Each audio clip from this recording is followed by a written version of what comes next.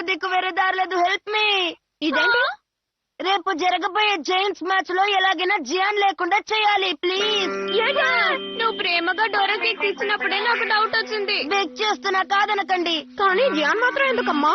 అవును, ఎందుకు జియాన్ వద్దంటున్నావు? మీ టీమ్ లో అతనే ఏస్ పిక్చర్ కదా. కానీ ఈసారి నేనే పిక్చర్ గా బ్యాటర్ గా ఉండాలనుకుంటున్నాను, అందుకే.